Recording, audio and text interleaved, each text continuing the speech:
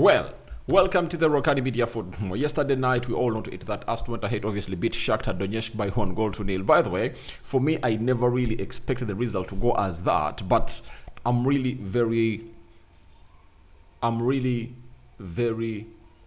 not much shocked by the result because it was just Arsenal not crossing the line.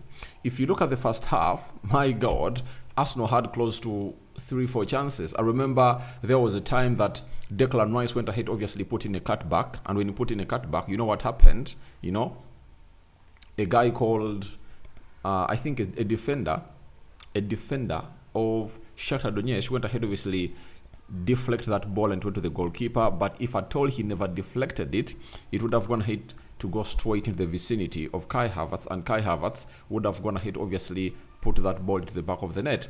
There was a moment where, again, Gabriel Jesus went ahead to obviously put in a cutback to find Kai Havertz, and the defender came ahead and really did an interception. Then there were like 3-2 chances for Gabriel Jesus. I remember when he obviously sent the defender the wrong way, went in for shot, you know. Arsenal had really a lot of attacks. They missed a penalty, so a lot was into that game of football. And I was like, why are people saying Arsenal played very badly? You know, some people believe that scoring very many goals is really playing very badly. Scoring very many goals is really playing very well. But I don't believe in such. I believe Arsenal went ahead, obviously have a very beautiful display yesterday, and what they needed were 3 points, and they went ahead, obviously get them. Though we anticipated them to go gung-ho, and they never really did, that doesn't really make that game a very bad game played. I think those players really played very well, and people are really giving their reactions depending on to their expectations. And I've always told people that never judge your team on expectations or potential. Judge it on delivery. You get? That's where people get it wrong. You have to judge your team basing on its potential, and then basing on its delivery, non potential, because you all know the potential of Arsenal. It's really way above. You get? It's high up the cliff. But if they put in 1 goal, ask yourself, how many chances did Arsenal create? Because for me, that is the most important bit of it all. So welcome to the Rokani Media Football. How are you guys and where are you watching us from? I go by the names of Rokani David. Smash the like button, comment and share. If at all you're watching us for the very first time, endeavor to subscribe to this channel so as not to miss out on stories that we do upload in here on a daily. Rokani David is my name, and hope you guys are really having fun wherever you are. We are here to bring you the latest news and information as far as the match reaction of Arsenal versus Shakhtar Donetsk is really concerned, and this game of football really went ahead to happen at the Emirates. Now, you note it that Mono Gadgets have been with us now how many months? I think it's coming to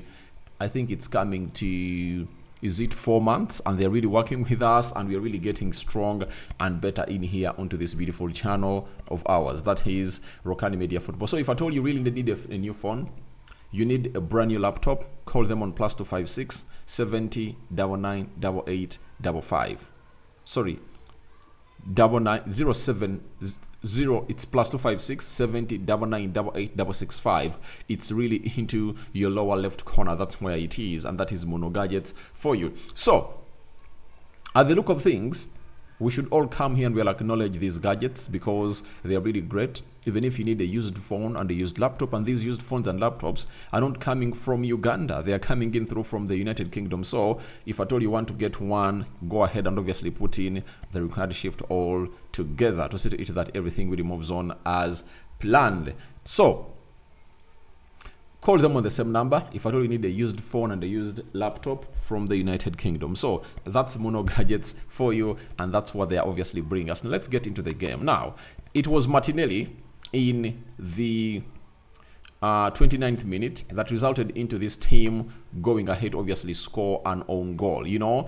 And I like the movement. If at all you see how they got that ball, looked like I think Kai Havertz was like gonna lose it, then he passed it to Carafiori moved it very well. By the way, the pass of Carafiori was the line breaking to obviously get this goal, because it really skipped past or split past 2-3 players of Shakhtar Donetsk around the left internal the left half space of the pitch. It found Declan Rice, and Declan Rice had lots of yards of space to obviously move the ball, and he really made like 2, 3, 4 touches while dribbling the ball, and he went ahead to obviously give it to Martinelli, and Martinelli went ahead to obviously go out or chop out, and then in a nick of time he chopped inside, took a forward setting shooting pass, and then went for the near post effort, and that ball went ahead obviously ricochet from the left bottom post,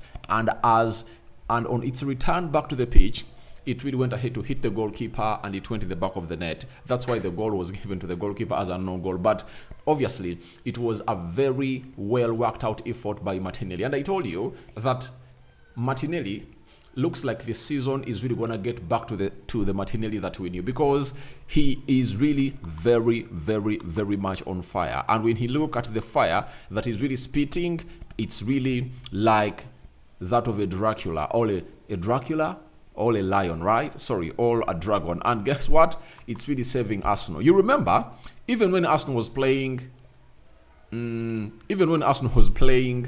Bournemouth, before Arsenal conceded the first goal, Martinelli got a very beautiful chance. You know that very well. And when he got that beautiful chance, you know what went ahead to obviously happen. You know, he really missed out on shooting. But it shows you that he's getting into proper positions of shooting. And I think, for me, that is the most important bit of it all. Because at a certain point X, he will score. You remember that he went ahead to obviously score his first Premier League goal against, I think it was Leicester City.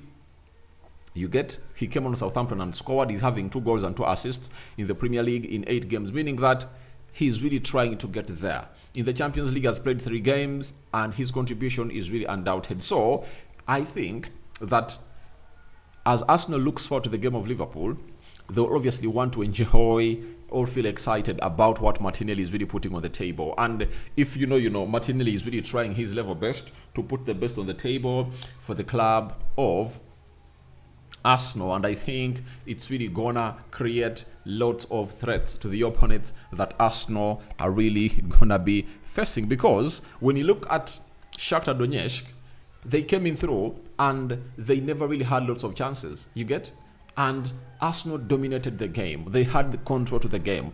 I won't rule out the fact that they are missing Saka, Odegaard, they're missing Julian Timber, you get. But all in all, they are really a strong side. They are really a strong side, and they can do the needful. And I've gone ahead to see people say Arsenal is struggling without Saka. Arsenal is not. You know, when Arsenal doesn't score very many goals, they say it's struggling. You get? That team is not struggling. But we all have to admit that there are those moments that are going to come when they're really trying, when you're really going to go ahead and really lose to Bournemouth. And we know the clear cut, or the cold harsh fact why Arsenal had to lose to Bournemouth, because of the red card. You get?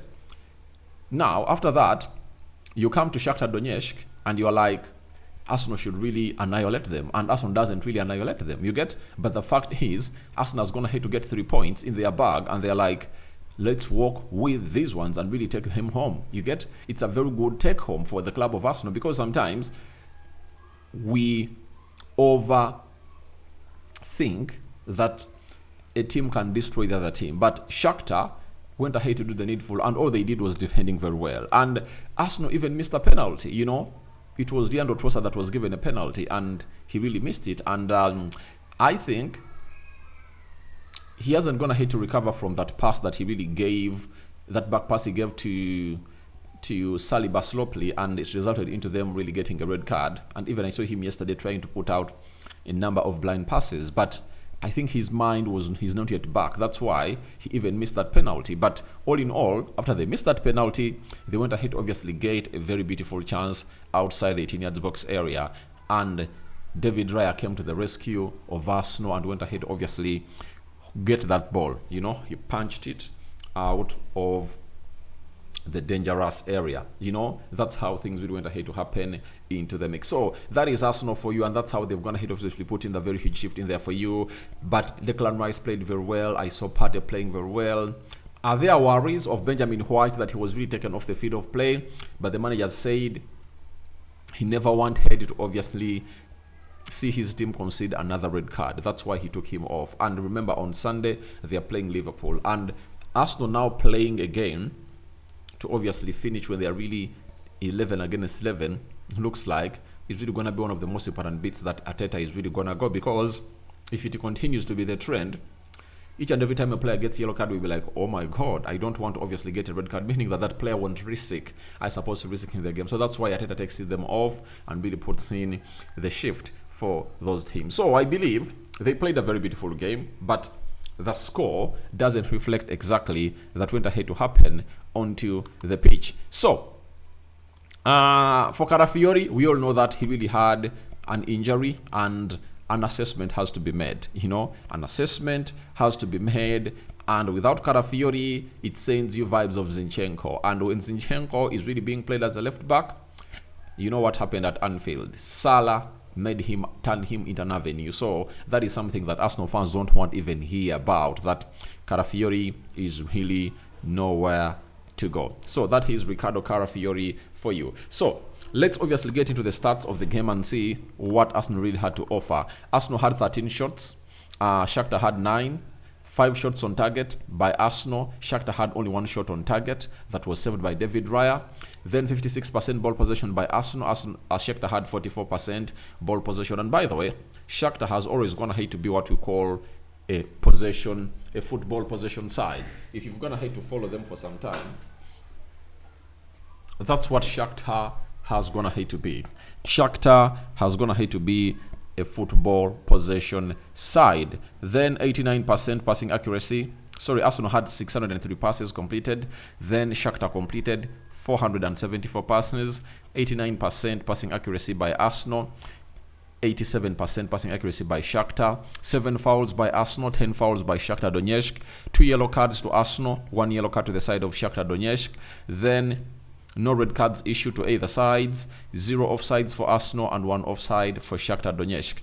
5 corners for Arsenal and 3 corners for Shakhtar Donetsk. Now, let's go to the table and see how things are really happening. Who is topping the Premier League table? Who is topping the Champions League table? It's none other than Aston Villa. They've gone ahead to play 3 games. They've won all 3. They've lost 0. They've drawn 0. Scored 6 goals. Conceded 0 goals. And they have a goal difference of 6. That is Aston Villa. Monaco is third with 7 points. Sporting Lisbon is third with 7 points. Arsenal is fourth with 7 points.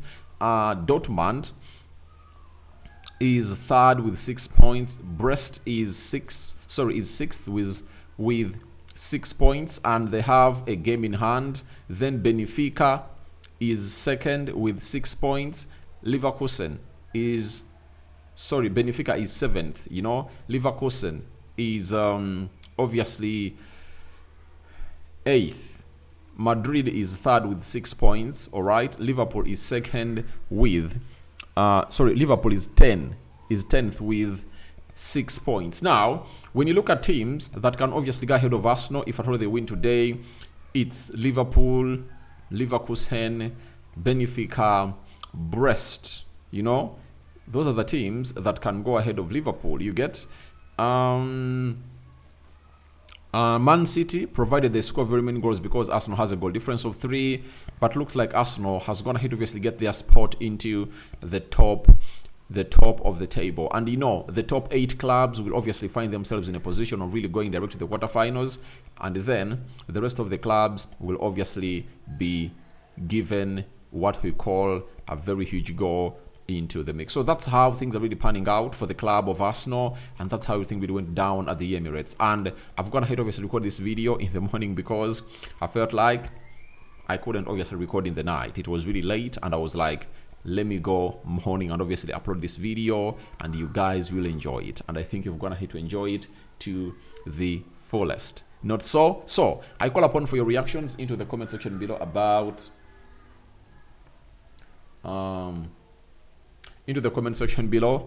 Arsenal's win 1-0 against Shakhtar Donetsk. Who impressed you and who never, before we get into the player ratings into the game. But there were other Champions League games that went ahead to be played yesterday, and allow me to obviously take you through them.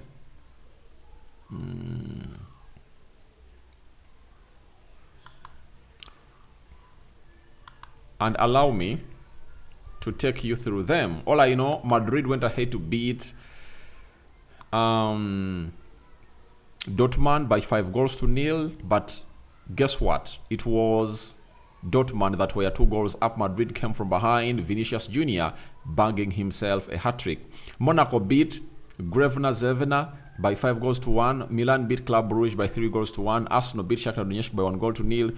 Juventus lost to Stuttgart by 1-0. Sturm Graz 0, Sporting 2, Real Madrid 5, Dortmund 2, PSG 1, PSV 1. This was really very, very enticing because PSG had to come from behind. Girona 2, Slovan Braslavia 0. Then Aston Villa went ahead, obviously beat Bologna by 2-0. Now today, we are having Atalanta playing Celtic. Brest is hosting Leverkusen.